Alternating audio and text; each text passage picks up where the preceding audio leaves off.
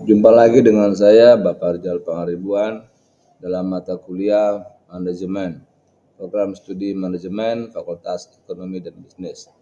Kali ini judulnya adalah Kewirausahaan, Kreativitas, dan Inovasi dalam Organisasi. Kita mulai dengan apa saja yang kita pelajari, yaitu pertama tentang kewirausahaan dan kreativitas dan inovasi dalam organisasi.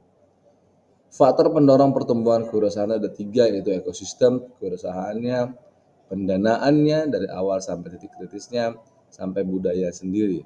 Itu yang mempengaruhi menjadi faktor pendorong dari pertumbuhan kewirausahaan. Yang berikutnya adalah apa perbedaan antara dan keterkaitan antara wirausaha dan manajer. Wirausaha itu merintis usaha dari kecil, sedangkan manajer itu sudah memasuki organisasi setelah besar. Yang kedua, perusahaan itu mengembangkan usaha sampai besar, sedangkan di sini memiliki kompetensi manajer yang lebih baik. Gesit memanfaatkan peluang, di sini bagaimana dia bisa mengelola sumber daya organisasi agar lebih efisien perusahaan yang dia jalankan. Dan terakhir, berani mengambil risiko, sedangkan manajer sendiri itu ada sesuatu yang harus hati-hati betul, karena bukan menyangkut perusahaan yang dia kelola. Proses kewirausahaan dari kesempatan, ide, halangan masuk, rencana bisnis, strategi, bentuk organisasi, penentu sukses dan memelihara semangat. Proses ini harus dibuat secara bertahap dan harus benar-benar berhati-hati, sehingga nantinya ketika ada yang menjadi penghalangnya, dia bisa membuat looping dari mana awalnya lagi.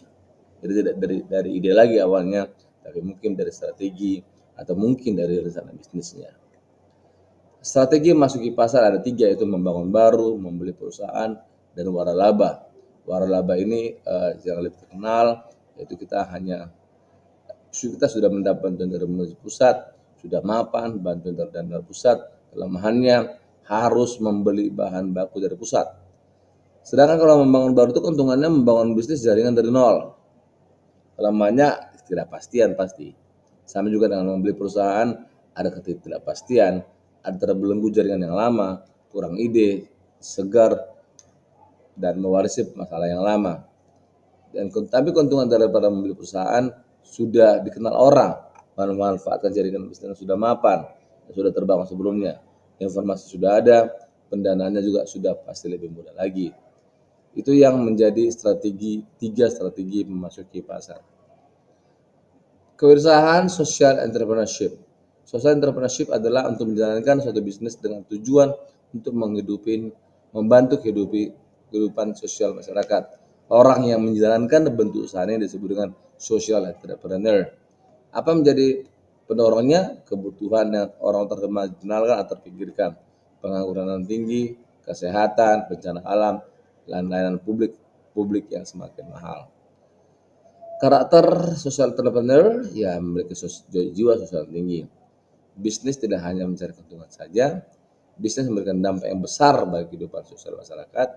Keuntungan yang diperoleh digunakan kembali untuk membuat aksi positif dalam membantu masyarakat. Dan terakhir, berani mengambil risiko karena tujuan utamanya itu membantu memperbaiki perekonomian masyarakat. Tipe inovasi ada 3, inovasi radikal, inovasi manajerial, dan inovasi proses.